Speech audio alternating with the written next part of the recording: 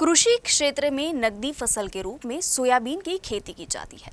Soybean की अच्छी पैदावार के लिए मध्य प्रदेश के अलोट के Ravi seeds and research private limited ने सोयाबीन के नए बीज बाजार में लाए हैं। खास बात तो ये है कि इस बीज से उगे पौधों पर येलो मोज़ैक कीड़ों का भी कोई प्रभाव नहीं होता।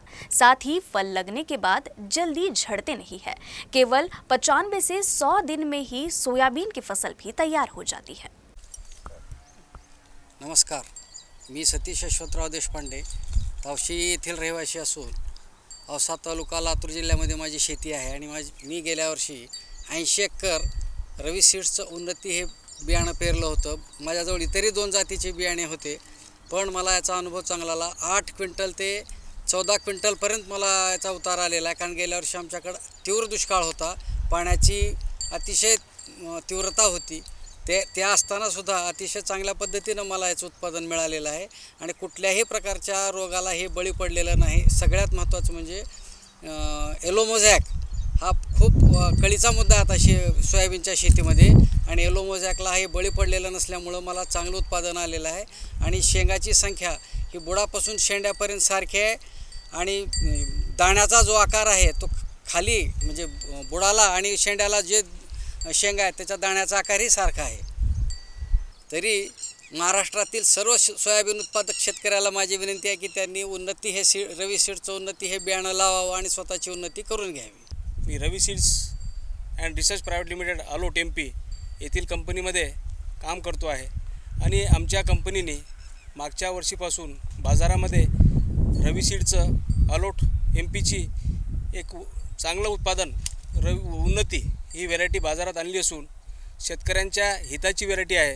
शेतकऱ्यांना मुनाफा देऊन देणारी व्हेरायटी आहे। सगळ्यात महत्त्वाचं म्हणजे ही आमचं पॅकिंग रवी सीडचं 23 किलोचं आहे।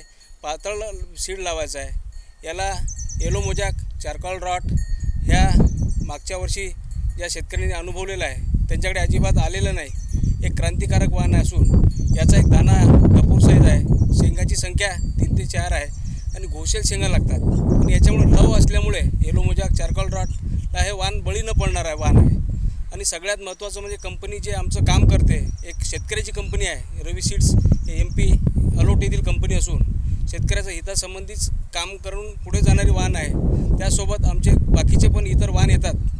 गहू येतो, चना येतो व अजून आम्ही पुढच्या येणाऱ्या काळामध्ये या रवी सीडच्या व्हेरायट्या जसं गहू झाला, चना झाला, सोयाबीन आहे हे आम्ही जास्तीत जास्त शेतकऱ्यांपर्यंत चांगली व्हेरायटी पोहोचवण्याचा प्रयत्न करू। शेतकऱ्यांकडे गेलो ते सगळे लोक आतापर्यंत आजच्या तारखेत सगळे पॉझिटिव्ह आहे।